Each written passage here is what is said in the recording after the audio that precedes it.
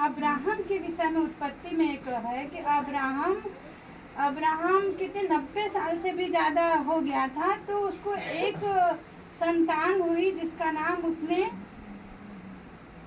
इसहाक रखा था, है ना। इसहाक, सोचिए, एक व्यक्ति है जिसको परमेश्वर ने कहा कि अब्राहम तू अपने पुत्र को मुझे उस जगह ले जाके बलि चढ़ा दे।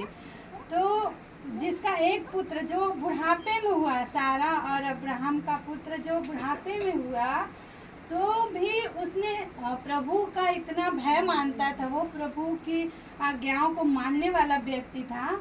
जो अब्राहम को प्रभु ने कहा, उसको जब बेबी नहीं हो रहा था, एकदम उसकी उम्र चली गई थी, सारा भी बूढ़ी हो गई थी, परमेश्वर हमारा इतना दयालु है, उसने कहा देख अब्राहम, मैं तुझे इस बालू के किनकों की तरह और इस आकाश में जितने तारे हैं उस तरह मैं तेरे वंश को करूँगा। अब्राहम को यकीन नहीं था, पर फिर भी विश्वास उसको था कि परमेश्वर सब कुछ, यहोवा ईरे है नाम उसका, वो सब कुछ कर सकता है। तो उसको बहुत दिनों बाद जब इसहाक हुआ, तो प्रभु ने उसको परखने के लिए, प्रभु क्योंकि हमें परखता है कि हम उसके राज्य के लिए उसने चुना, हम कितने सही हैं, है ना। सोचिए, जिसके पास कुछ नहीं है, बुढ़ापे में एक पुत्र हुआ और प्रभु ने उसको भी बलि चढ़ाने के लिए उससे मांगा प्रभु।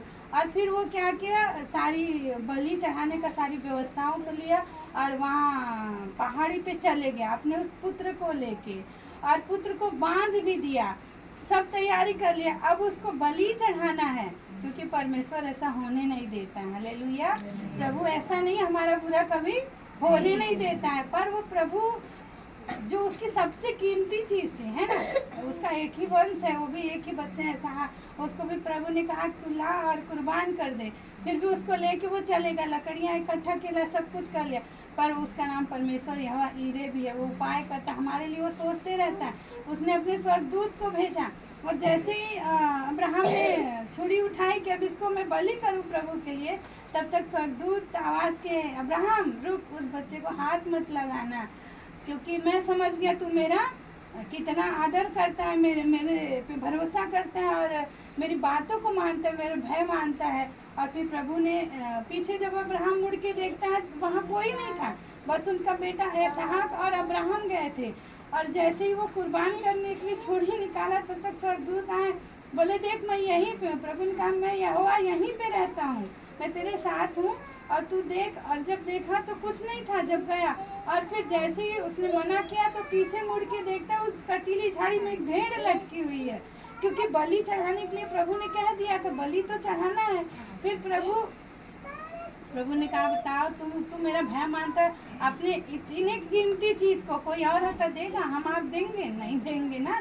जो भय मानता है उसको पता था प्रभु ऐसा होने नहीं देगा, पर प्रभु की आज्ञा इसलिए वो गया। और जब मना किया गया, जब आवाज आई कि तू रुक, उस बच्चे को बलि मत कर, फिर वो बलि, फिर देखिए वहीं पे एक भेड़ जो झाड़ियों में लटकी हुई है, फिर उसको लिया अब्राहम ने और उसको बलि चढ़ा दिया। हालेलुया। इसका यही मतलब है वचन का कि परमेश्वर ऐसा परमेश्वर है, हमें लगता है कि हमारी हानि हो रही है ना, ऐसा लगता है कि प्रभु हमारी बातों को नहीं सुन रहा या प्रभु हमारे साथ बहुत गलत कर रहा है, पर ऐसा नहीं है, प्रभु उससे ज्यादा करने के लिए खड़ा रहता है। हालेलुया, आमीन। प्रभु का धन्यवाद।